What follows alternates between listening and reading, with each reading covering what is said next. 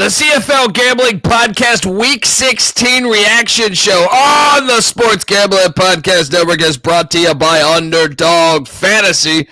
Sign up, and when you do, sign up with the promo code TCESGPN to score up to $1,000 in bonus cash. Yes, they do have CFL action. Get on over there, UnderdogFantasy.com, promo code TCESGPN.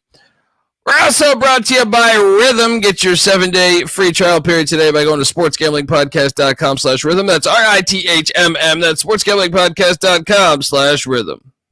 Hey, what's up, you degenerate gamblers? This is Bill Burr, and you're listening to SGPN. Let it ride, baby.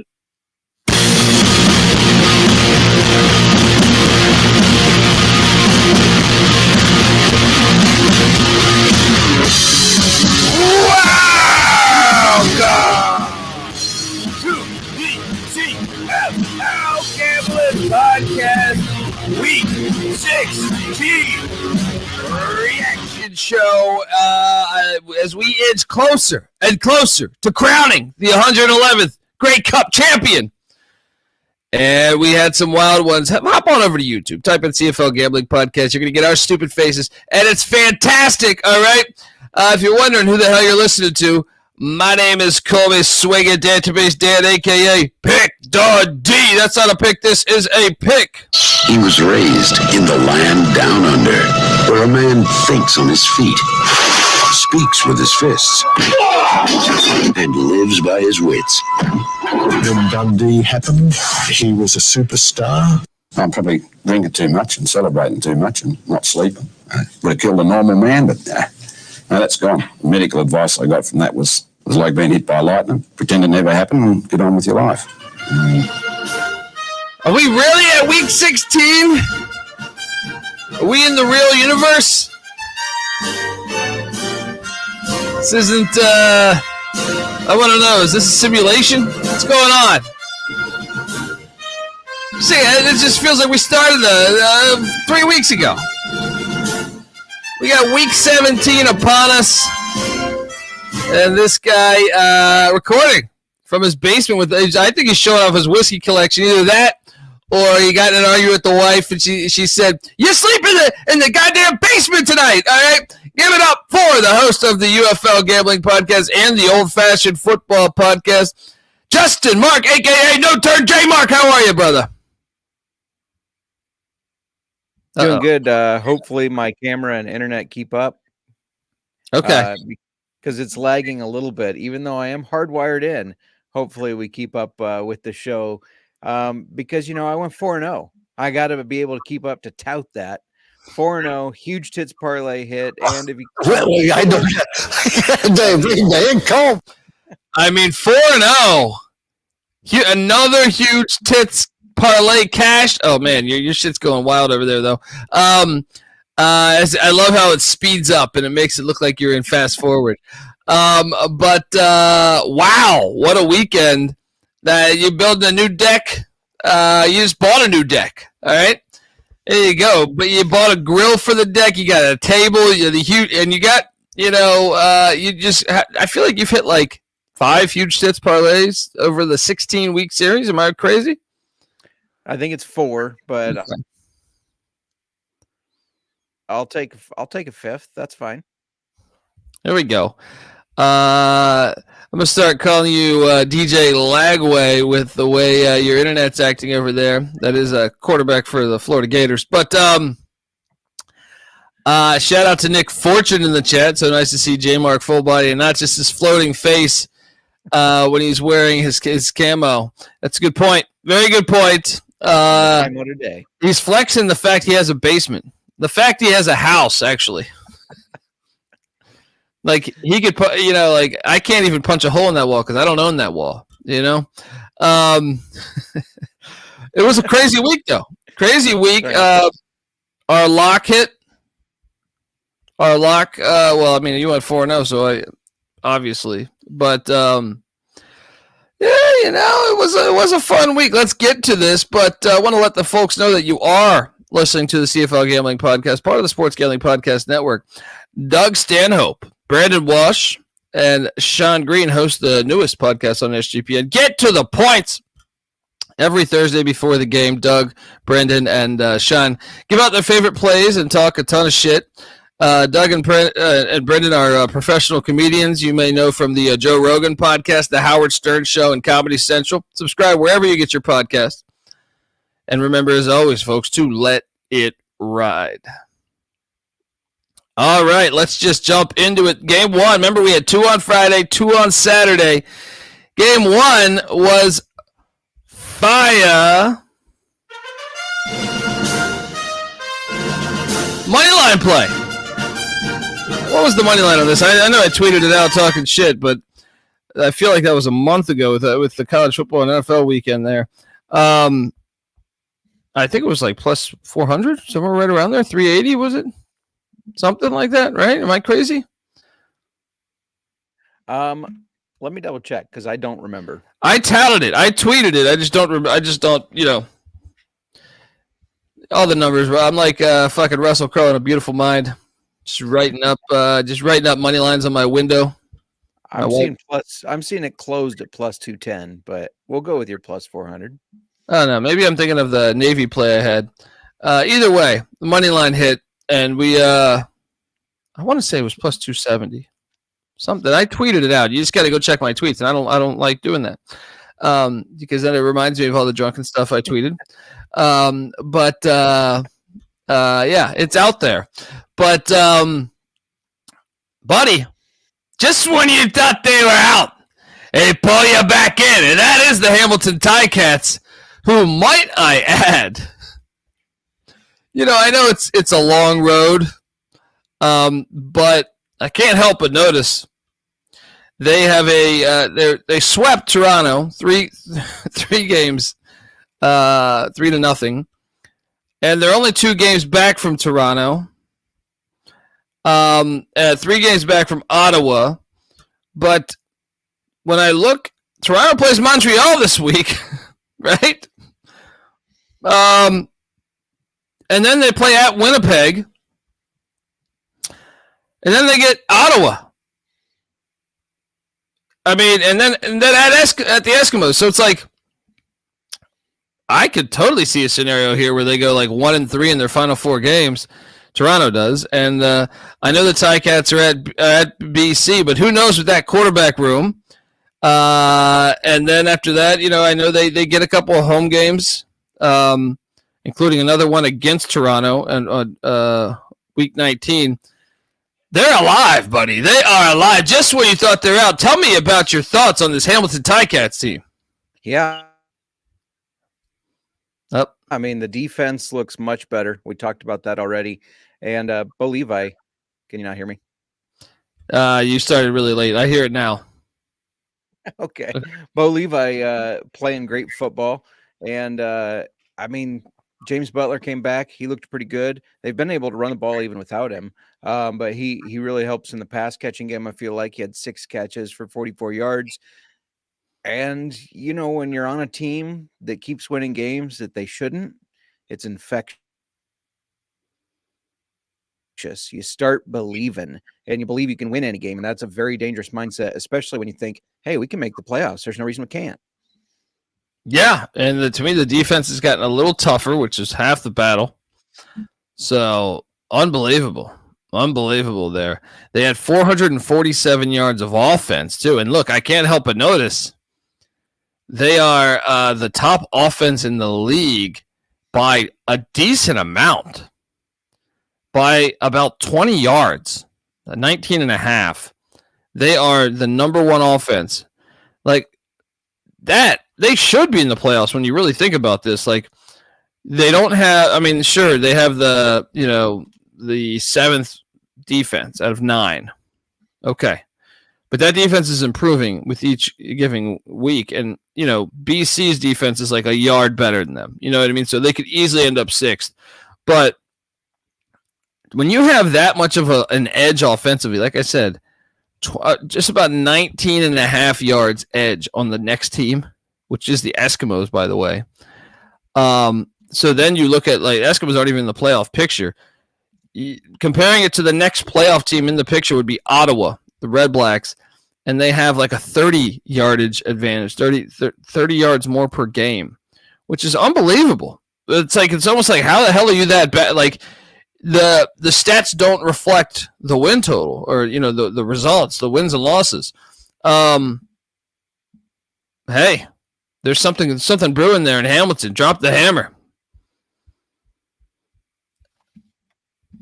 Are you still with us? I feel like we're having issues. Anyway, youtube.com, you get my stupid face. J Mark's having he's got no turn internet going on right now. Yeah, another thing is we did cash on the over. We both love the over here at 52.5. This thing, 64 total points. We cashed both of these, and I cashed the money line with the Ticats. That was the first Friday game. The second Friday game was the Saskatchewan Roughriders heading to the Stampeders. I was foolish enough to take the Stampeders. I'm getting, I think, 3.5 or 4. Yeah, they ate shit. Roughriders with a huge win for Corey Mace. 492 yards of total offense. Where's that been? As the Roughriders cruise to a 8-point win. I mean, Calgary had the ball, chance to go down and potentially tie this up, and they turned it over. So this is another one where the over did cash, but Roughriders, which I know J Mark was on. J Mark, you still with us? I don't think so. Anyway, he got that thing done there as he took the Roughriders minus the points. I believe he was on the over as well. I'll have to double check that. But this is a big one because, I mean, I guess Calgary's still mathematically alive for the playoff race at 4-9-1. Technically just, I think like 2 games back from Saskatchewan and just 1 game back from the Eskimos. But, it seems like a little bit of a line that was drawn where you feel like Saskatchewan's kind of moved into the playoff race there. Hey! He's got back. me now? Yeah. I said the basement. Apparently it even hardwired the basement is like a black hole. So I ran upstairs to see if it got better. There we go. The no turn internet. Good turn. To piggyback off what you were saying, because I was listening to you. Yeah, I was on the over on this one. And I just thought that the Stampeders were finally going to get one, or not the Stampeders. Roughriders were finally going to get one. Stampeders coming off that tie, which is it's a big deal, but it's not a big deal. They're like, hey, we just tied this team. I feel like that kind of set them up for a failure in this game. And Roughriders having 2 weeks to prep for this one. I think they're just ready. Now, I must talk about this. I want to say fire Dave Dickinson. But I can't yet because even at 4-9-1, they can still make the playoffs. Like I'm looking at this, I'm forecast like okay, we got what? Calgary's on bye this week. But when you look at so they're 1 game behind Edmonton, 2 games behind the Roughriders. Well, the Roughriders are taking on the Redblacks, so that's I kind of favor the Redblacks there. And then the Eskimos are at the Blue Bombers. So the best thing that Calgary can do is not play a game because it looks like their opponents might lose. And then the following week, they're at BC. They've already beaten BC once. They played really well the last time they played at BC. So that's intriguing. And then after that, they're home to the Eskimos, who I think you would want to be catching them at home, before a trip to Hamilton, and then they end the season at Saskatchewan. So, like, as much as I think they're the phoniest team in this league right now, they're still very much alive. They are technically. I still think there's no chance, though. And you got to admit, though, that's kind of a nice schedule down the stretch. Yeah, it is, especially with, who knows what BC is going to do with their quarterback situation. It seems like they kind of, we talked about it right away. They kind of fucked themselves over there. But, yeah, they do have a nice schedule coming up. It's definitely possible. I just feel like this team continues to let themselves down. Like if you had to guess right now, and I know we got to do our pick show tomorrow, but I'm saying Ottawa's at Saskatchewan. You would favor Ottawa, right? Yes.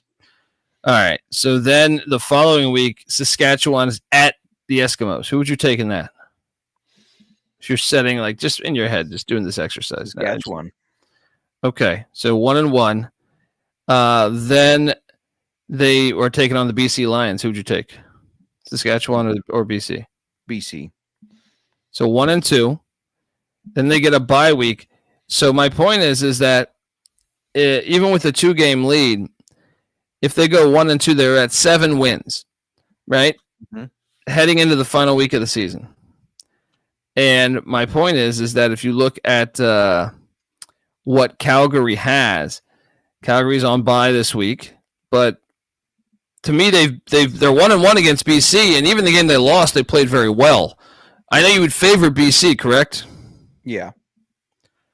But then they're hosting the Eskimos. I think that's a winnable game for Calgary. Yep. So I'm going to say, let's say 1-1 there. Let's say they get that BC game, right? That'd be 2. And then they're at Hamilton. Well, I'll just by nature give them a loss. But my point is that they've already picked up a game, and then they're at Saskatchewan the final week. So that could be the tiebreaker, essentially, to get. They both have ties, too. That's the worst part about it. I wonder how that would work out. Yeah. But anyway, it is looking kind of bleak. They do suck, and I'm just trying to sell you on the Stampeders. Saskatchewan could still be in first place, too. If they could still, I mean, Winnipeg's got a 2-game lead on Saskatchewan, even though they've been hot lately. I'll tell you this, having 492 yards of offense for the Rough Riders, I don't feel like they normally get that much yards. That's a good sign moving forward.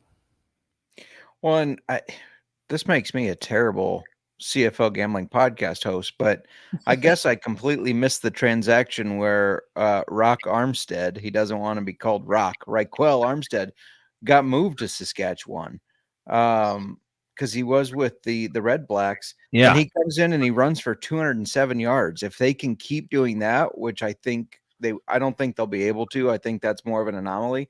But if they can keep doing that, then they're a tough team to beat. I mean, we've talked about it, that even though everybody seems to fall in love with passing, if you can run the ball in this league, you have a huge advantage.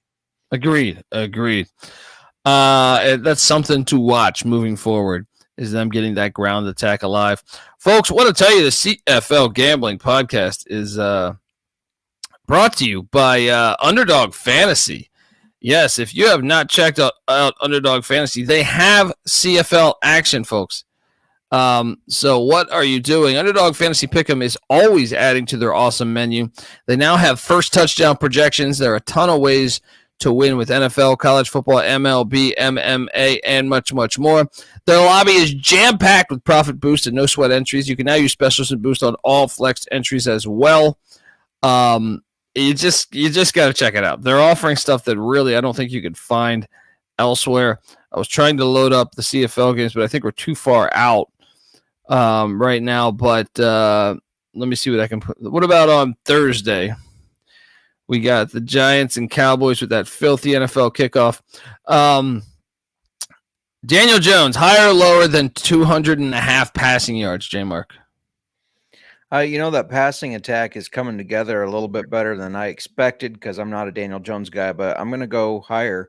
Last week you asked me about Jacoby Brissett. I said lower, that hit. So let's go higher this time, and it's going to hit. There we go. Get on over to Underdog Fantasy. Use that promo code TCESGPN. They'll have stuff for CFL too, and college football as well as everything. MMA, MLB, everything. Go check it out. Once again, though, use that promo code TCESGPN to claim your special pick plus first-time deposit offer up to $1,000 in bonus cash.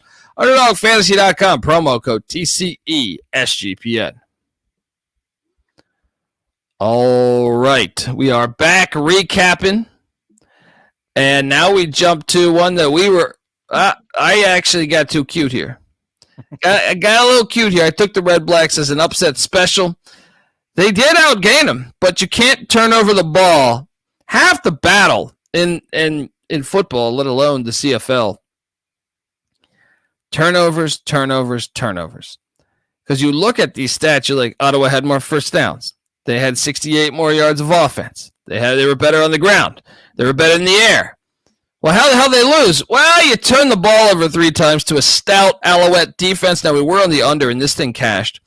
But Alouettes, kind of retake this. We thought maybe they were falling off a little bit. Not the case. Big-time performance there on the road at Ottawa. Your thoughts on this performance, J. Mark? Well, you got to stop saying we, because I said that they got scared in that last game and they were going to bounce back and win this. So we didn't think they were falling off. I will say that the total is that's one spot I got wrong this weekend was this game. I was on the over on this. I can touch it there, though. Yeah. So I guess that's the one fuck up I had this weekend. I'll take the one fuck up. But yeah, no, I just thought Montreal was going to be able to pick it back up, get it together. They had that tie, and it's like, oh shit, we can't just limp into the playoffs. We got to stay dominant, and we still want to get home field advantage, and this definitely helps that. Yeah, it's funny. They've been kind of quarterback proof this year. But I still I'm a number. I like to look at the they have the second worst offense in the league. You know what I mean? Like, to give you an idea, the Ticats average almost 50 yards more a game. It's like 47 and a half or something like that. It's remarkable. And then Montreal's defense, which we know is stout, they're second, but they're not like Winnipeg is like 47 yards. I'm sorry, 27 yards better than Montreal's. So it's like, that's, if you look, most of the defenses are in the same vicinity. You know what I mean? Like, well, not the case with the Winnipeg Blue Bombers, but it's kind of fascinating how they've been able to win these games with kind of, if you look at just the numbers, second worst offense, second best defense. So their defense, I guess defense travels. Actually, that is something that stands out right now. Now that I'm paying attention to this right now, like taking a closer look at this, if the season ended today, J. Mark, you would have what? Winnipeg, BC, Saskatchewan in the playoffs. You would have Montreal, Ottawa, Toronto in the playoffs. All of those teams are the top defenses. Yeah. So the worst defenses, the teams that would miss the playoffs would be Hamilton, Calgary, Edmonton, and all three are the bottom three defenses in the league. Remarkable. But I'll tell you this, BC and Hamilton are close, though. They're like a yard off. But there's a big drop-off between the top 5 defenses and the bottom 4. And I don't have it in front of me, but I would bet that if you looked at just the last 3 weeks, Hamilton would be better. Because obviously they were so horrible early on. Yeah. Really picked the defense up, but they're dragged down by the fact that they couldn't stop anybody the first. Yeah. Yep. Yeah, you're right. Huge win for the Alouettes there. Now, how concerned are you about the Redblacks here? Because you've been backing them all year. We had them at didn't you have them at number 1 in your power rankings for a week? They might not even make the playoffs. We don't talk about that. It was shock value. No. I mean, I think they're going to make the playoffs, but it's possible that Toronto and Hamilton could steal those spots or that spot. Yeah. I'm a little concerned, especially because you're starting to see some, I guess, lack of quarterback continuity. Drew Brown got banged up in this one. He was not looking good before that. And then Masoli comes in and looks better. So I'm just wondering how much of that continuity or lack thereof is going to affect them down the stretch, especially these last several weeks. And if it's going to be Drew Brown that continues to start, or are they going to say, you know what, Jeremiah's looked better. He's the veteran. Let's let him have a crack at it. Yeah, that is very interesting to see. What I would just stick with Drew Brown as your future. But one thing I want to note, too, about this season in general, the home teams always win, with the exception. So let's look at this. Winnipeg, 3-4 on the road. BC, 3-5 on the road. Saskatchewan, 3-4-1 on the road. Edmonton 3-4 on the road. Calgary 0-6 on the road. Ottawa 2-4 on the road. Toronto 2-5 on the road. Hamilton 2-5 on the road. Every single team in the league has a losing record on the road. And then you get to the Alouettes, who are 6-0-1 on the road. Unfucking believable.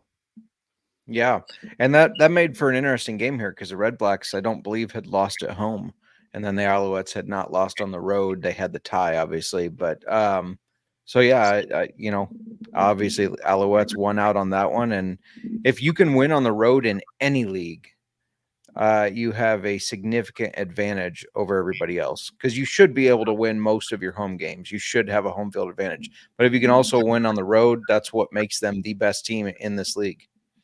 A couple of weeks ago, your power rankings didn't state that, but it's okay. It's okay. Final game on the slate: Winnipeg. This was our dog. Or no. Wait, my dog was Hamilton. Your dog was who? Hamilton. Hamilton. Was the only dog I took. I don't know what the hell I'm talking about over here. Winnipeg. We hit on this though because the Bombers are on a different level. They head into Eskimo country and take care of the Edmonton Eskimos 27-14. This is one once again. You're starting a number crunch this. You're like, oh, first downs, Winnipeg had a slight edge. Oh, Edmonton had more total yards, more rush yards, 12 less passing yards. Oh, 6 turnovers. That's how you lose a game. And this Winnipeg defense that I was speaking of is like, it's putting up pretty damn good numbers. Like I said, they're 26, almost 27 yards better than the next best defense, which is the Alouettes. So, unbelievable. And when I say this, what I really want to highlight is the pass defense. Their pass defense is by far the best in the league. Now, their rush defense is serviceable, kind of middle of the road, but their pass defense is super, super elite. And it's funny because you would assume with your pass defense being that good, they would lead or be one of the top leaders in sacks. They actually have the least amount of sacks in the whole league this year. They've only had 20 sacks all year, which is bottom. Even, the worst teams, Calgary has 23. Hamilton has 27. I really love diving into the numbers because, we do this. We host the UFL Gambling Podcast. I've been covering the college football and the, FBS and FCS. I've done the XFL. I've done the USFL, the AAF, the NFL. And I love looking at the numbers. This is kind of remarkable. Normally, your best teams are at least in the top 3, like putting your best defensive teams at putting pressure on the quarterback. Maybe they're putting pressure, but they damn sure ain't getting the sacks. Dead last. How that makes sense of it all, J. Mark? Yeah, I mean, that doesn't make sense. Apparently, they're just bad at getting at the quarterback, but they're good at breaking passes up. And yeah, I mean, I know it's the Eskimos. If you think about their past and you think, 179 passing yards, not that impressive that they held them to that. This is an offense that's been moving the ball very well through the air. So to hold them to that, and of those turnovers, only 2 are interceptions. I also thought that was interesting. It seems unusual that you get more forced fumbles than interceptions. Yeah, that's a good point. Winnipeg, where do you sit with Winnipeg being you think this is a team that's going to be in the Grey Cup? I do. We've said it a couple weeks now, and it just seems like it's becoming more and more evident. Winning DNA. They have winning DNA. Yeah, it doesn't look pretty all the time. I mean, you got Zach Claros only throwing for 191 yards and a touchdown and a pick, but they're winning the games with a hard-nosed defense. Brady Oliveira going for 127 and 2 touchdowns. They're winning the right ways, and I think it's going to be hard to fade them just because of their experience, because of their coaching, and just that winning DNA. Yeah, I mean, they seem to have turned a corner despite being outgained here, like over the past 4 or 5 weeks. I got to ask you the other side of this: the Eskimos. The fans want the name back, rightfully so, and but at the same time, they're a game out of the playoffs. They're at Winnipeg again this week. That's not fun. Then they're hosting Saskatchewan, who they're a game back from. Then they are at Calgary, who we think is the worst team in the league, probably. Then they have a bye, and then they're hosting Toronto. So, like, it's not that bad of a schedule. I mean, I guess if they can just go like 1-1, preferably the Saskatchewan game, because tiebreakers. But you think they're going? What odds would you give them to make the playoffs right now? It's a good question, because I do think they lose next week, but then the rest of the games are winnable. What odds? You threw me here. Well, I'll say this too. Like, who would you start if you were, if you were Jarius Jackson at the quarterback spot down the stretch? I think you got to go with McLeod. It's weird to say because I feel like Trey Ford's more of a wild card, but I just think McLeod has played cleaner football. See, I think I agree with you, because McLeod, Ford for a game or two was just opened it up. But since then, when he came back, it's just not as crisp to me. And I feel like whatever happened ignited them. And then when McLeod came back in the lineup, they were pretty efficient. So I think I agree with you that I would start McLeod, Bethel, Thompson. And you know me, I don't like lawn chair quarterbacks that much. And Ford definitely is not that, but McLeod is. But I think just playing turnover-free football is at a higher, ability under McLeod, Bethel, Thompson right now. Agreed. All right. Well, folks, big win there for the Bombers. Shout out to Robert Martin. Appreciate you tuning in, brother. Want to tell you, before we get to our power rankings, that the CFL Gambling Podcast is brought to you by BetUS. Bet with the best in the business, BetUS. BetUS has been around for more than 30 years. You can easily deposit using cryptocurrency and get lightning fast payouts. I can tell you that, let me quickly see what I can do here. I can tell you on Friday, I am on the Miami Hurricanes to take care of the Virginia Tech Hokies. But I actually think that and Rutgers, I think are good plays for Friday night's college football action. So what are you doing? Support SGPN and get yourself access to another great book by signing up at BetUS. Use our link to sign up and get 125% deposit bonus on your first 3 deposits. Holy hell. Normally you hear that for one, not 2, but 3 deposits. You're going to get 125% deposit bonus. Go to sportsgamblingpodcast.com/BetUS. That's sportsgamblingpodcast.com/BetUS. Promo code SGPN so they know that we sent you. BetUS, America's favorite sports book. We're also brought to you by Rhythm, SGPN's proud partner. Rhythm is the #1 AI-powered sports betting platform that helps provide bettors of all levels the ability to build custom predictive betting models in seconds and get predictions for betting on money lines, spreads, totals, props.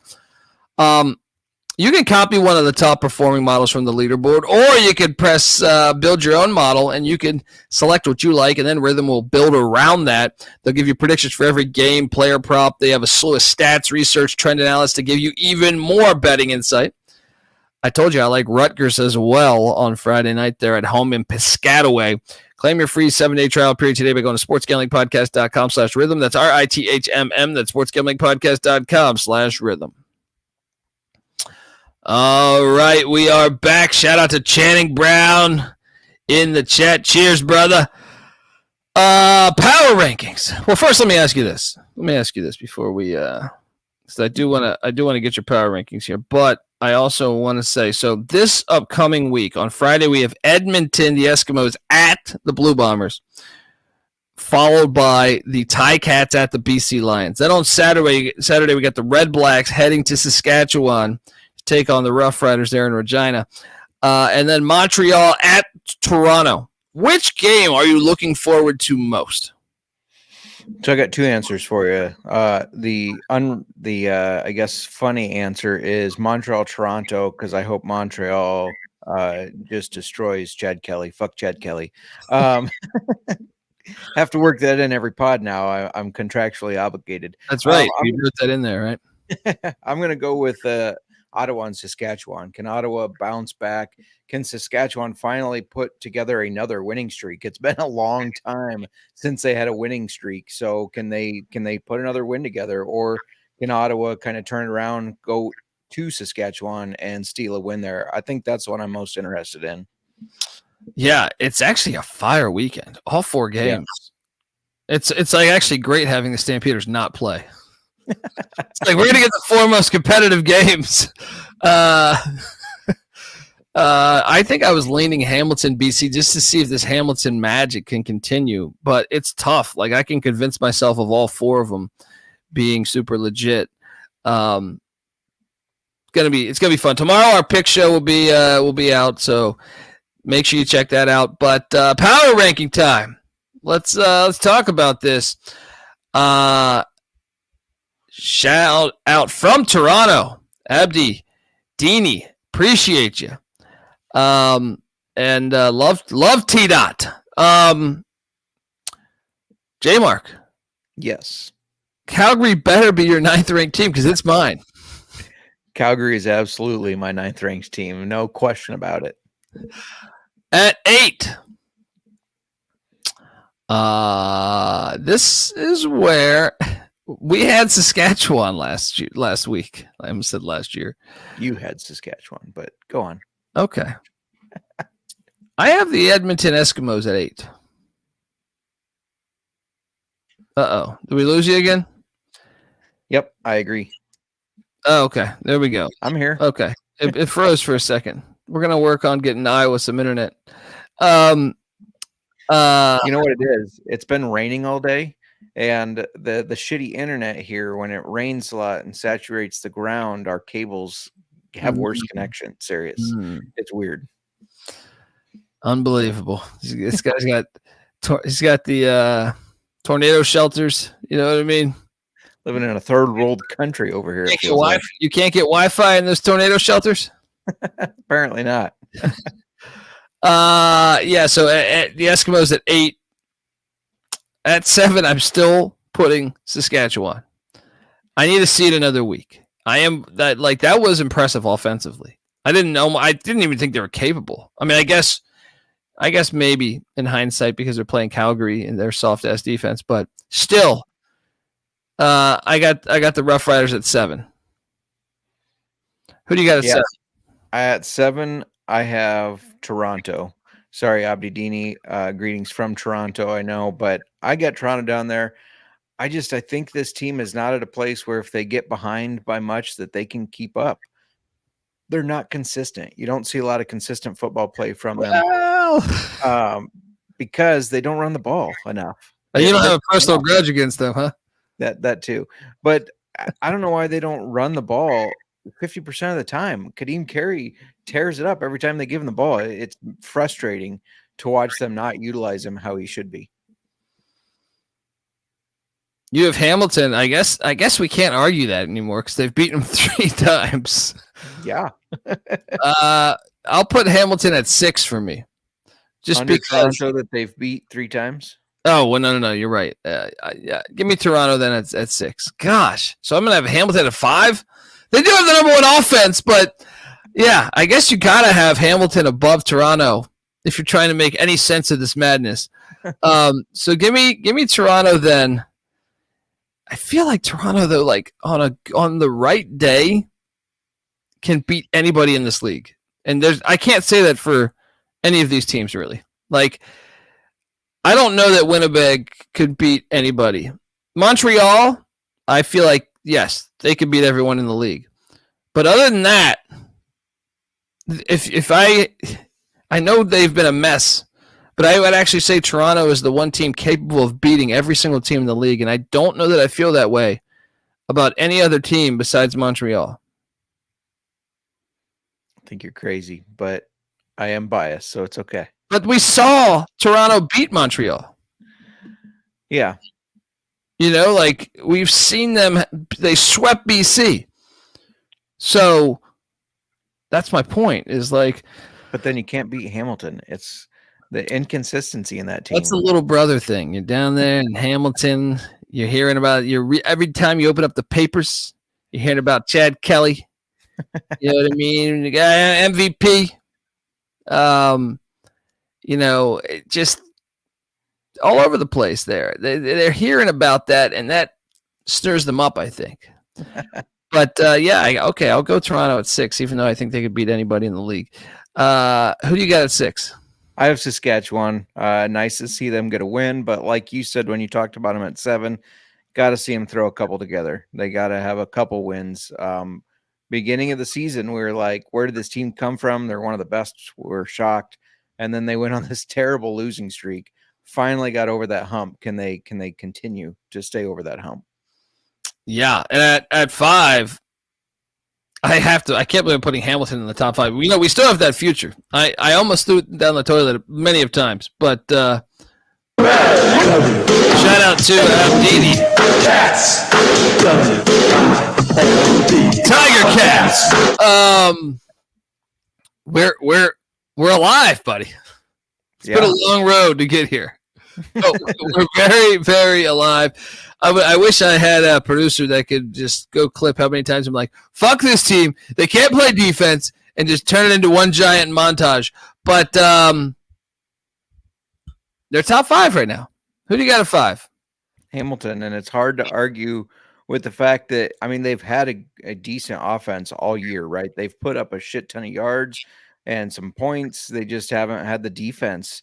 And now they make one coaching change, and the defense seems so much better, which just shows that, we talk about it in all these leagues. UFL, we talk about coaching matters. Doesn't matter who your personnel is, coaching matters.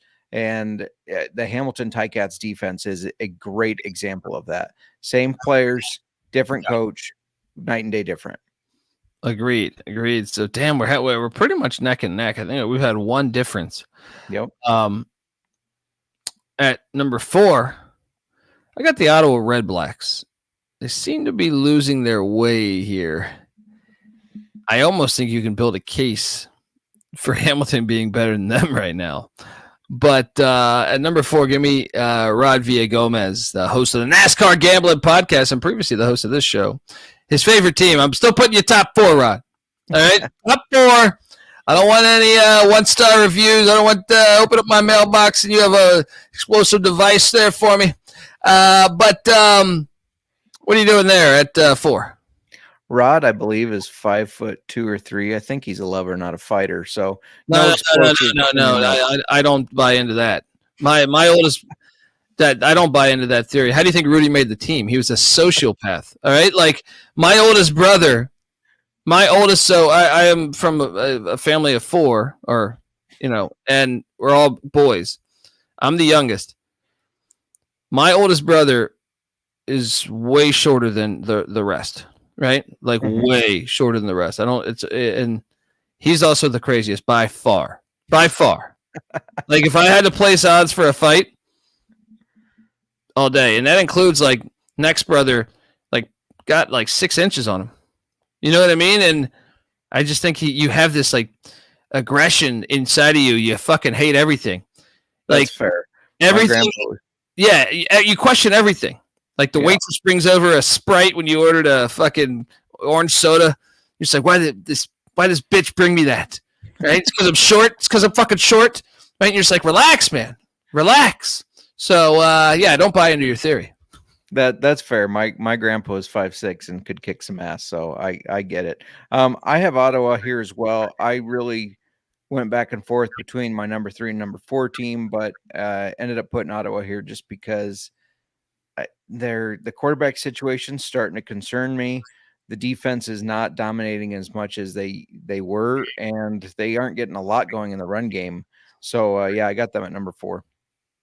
And at 3, I don't even feel confident with my 3 and 4s. BC Lions. I still think Toronto might be better than BC, dude. Just because, like, at least their defense, like, you look at BC's defense, it is almost in that range of the shittiest defenses. Let's say the bottom 3 defenses are the teams not in the playoffs. By 1 yard, BC is on above that cut. where the rest after that's a big jump, and with them messing around with the quarterback situation so much. But at 3, I'd put the BC Lions. J Mark? Yeah, I got BC as well. Like I said, I went back and forth on if they should be 3 or 4.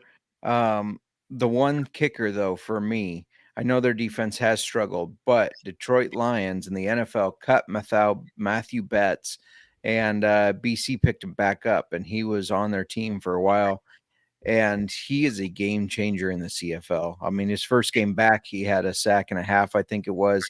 I think a couple more weeks getting back used to the CFL, I think he's going to help elevate that defense. That could be a key signing there at number. So we have this. We have pretty much the same power rankings in a way. At number 2, this is what happens as we get to the end of the season. At number 2 is the Winnipeg Blue Bombers for me. We're looking at perhaps a repeat of the Grey Cup a year ago, and they've turned a corner recently. Maybe not offensively, but just find the winning gut. Gut checking out these, somehow winning these fucking games where they lose the yardage. But it's that DNA, like you alluded to earlier. Give me the Bombers at number 2. I know Robert Martin's happy to hear. Well, he probably wants him number 1, but he's happy to hear him at least in the top 2. J Mark, I'm assuming you have them number 2 as well. I do. Got to be happy to hear it, especially after how they started. I'm starting to believe in this team a lot. In fact, I think this is the team that's going to win the Grey Cup. Last year, they lost it. 2 years ago, they lost it off of a blocked field goal. Yeah. I think that was the year Toronto won it. They blocked the field goal, even though Winnipeg was the heavy favorites. I'm starting to think that this is going to be the year that they don't make the Grey Cup. They're going to win the Grey Cup. I got a weird feeling. That would be something. I love the Bombers. Like, to me, they're a classic franchise. They're almost like the Packers of this league. Oh, I'm sorry. I'm sorry. You're a Bears fan. How about this? Well, I can't say this right now either. You say the Chiefs, the Cleveland Browns of this league. How about that? That's Chad Kelly's team, isn't it? It's him and Deshaun. They go to the same places. I'm just saying, like, for me, I don't know how it is for you. Yeah. Like, I grew up a Washington Redskins fan and a New York Jets fan. Like, those are the 2 teams I rooted for. And I hated a lot of the teams in the league. Like, the Cowboys obviously would be number 1. Dolphins actually would be number 2. I know the Patriots too, but I actually kind of liked the Patriots back in the day. It was the Dolphins that I hated. And there's just a certain, like, the Chiefs are a classic to me. You know what I mean? The Packers are a classic. The Bears are a classic. The Browns are a classic. Even the Steelers are a classic. The Steelers, the only thing about the Steelers is, like, you go across the United States, or really across the world, and they have way too many fans everywhere else, which there's no way they're all from Pittsburgh. Like, every bar I go into is like a Pittsburgh Steelers bar, and I'm like, this is impossible. I've been to Pittsburgh. It's not that big of a fucking city. And but I'd say those teams, I kind of sit there and say those are classics, and I'm not angry when they win, and you might even be able to, like, I think you could say the Eagles and Giants and Cowboys are classics as well, but they all have annoying ass fan bases, and I can't do that. So I don't know how it is for you. Anyway, my point is Winnipeg to me is a classic of this league. Yeah. So I would be happy with that. At 1, we have Montreal. You just said Montreal. Wait a second. You said Winnipeg's going to win the Grey Cup, but you have them at number 2. Montreal's at number 1. Why? Why don't you have the courage to put who you think is the best at number 1? It's a good question. I just think it's going to be coming down to Khalil Mack always said it, situational football. So I think Montreal is the better team, but I just have a feeling that Winnipeg is going to win the cup this year. But yeah, I'm not gonna drop Montreal out of the number 1 spot again until they give me good reason to.